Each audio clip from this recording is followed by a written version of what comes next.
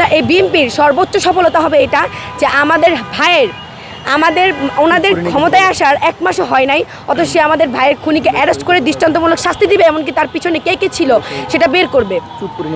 তো আরেকটা কথা বলবো, সেটা হচ্ছে যে আমাদের বর্তমান যে রাষ্ট্রপতি চুপ্পু, তো ওনার বিষয়ে কি বলবো, ওনার যত বলবো কম হবে। উনি আওয়ামী লীগের কাল থেকে রাষ্ট্রপতির আসনে বসে আছে।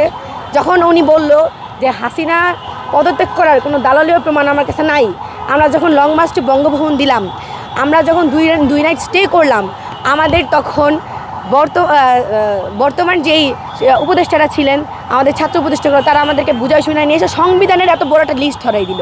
সংবিধান চেঞ্জ করা ছাড়া আমরা চুপ্পুকে ছড়াইতে পারবো না।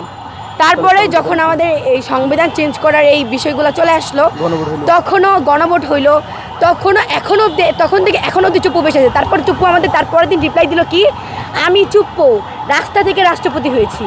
আমাকে কি আপনারা রাস্তা থেকে রাষ্ট্রপতি হয়েছি?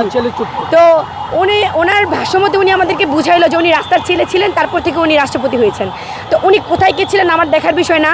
উনি যখন আমাদেরকে এই কথাটা বলছে যে হাসিনা পদত্যাগ করার কোনো দালালীয় প্রমাণ আমার কাছে নাই, তখনই আমরা বুঝে গেছি যে উনি কীভাবে অতপ্রতভাবে জড়িত এই গণ অভ্যুত্থানের হত্যাকাণ্ডের পিছনে। তো যাই হোক, কথা হচ্ছে কি যে আমরা যখন দেখি যেই যখন ক্ষমতা থাকে, সবাই ম্যাক্সিমাম মানে কি বলে নেতা সবাই সেই সরকারের পাচাটে। তো আমি চুপ্পুর বিষয়গুলো আমি এটাই বলবো যে ভাই, এটা হচ্ছে আমাদের ফল্ট ছিল যে আমরা শুধুমাত্র শেখ হাসিনাকে সরাইছি। আমাদের উচিত ছিল কি বড় বড় 3টা আসনের প্রত্যেকটা মানুষকে সরাই দেওয়া যারা আওয়ামী লীগের কালে ছিল। তো আমি আমাদের যেই বর্তমান সরকার, তাদের কাছে এটাও বলবো চুপ্পুর বিষয়গুলো দেখার জন্য। সেটা এখন বিএনপির খাস দাস হয়ে গেছে। বিএনপির খাস দালাল বলা যায়, দাস বলা যায়। বিএনপি ছাড়া কিছুই বোঝে না।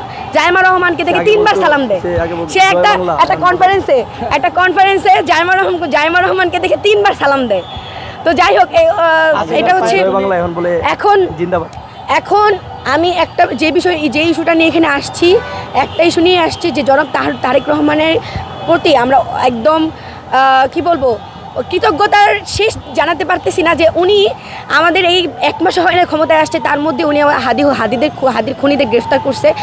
যদি উনি দেশে আনার পর এই খুনের পিছনে কারা কারা আছে, কে কে জড়িত, কে কে এই খুনের জন্য দায়ী, কত টাকার বিনিময়ে খুনটা হয়েছে, কতদিনের প্ল্যানিং এই খুনটা হয়েছে, তা বের করে তাকে জনসম্মুখে, তাদেরকে, শুধু তাকে না, শুধু ফয়সালকে না, তাদেরকে যারা খুনের সাথে জড়িত তাদেরকে জনসম্মুখে দৃষ্টান্তমূলক সর্বোচ্চ শাস্তি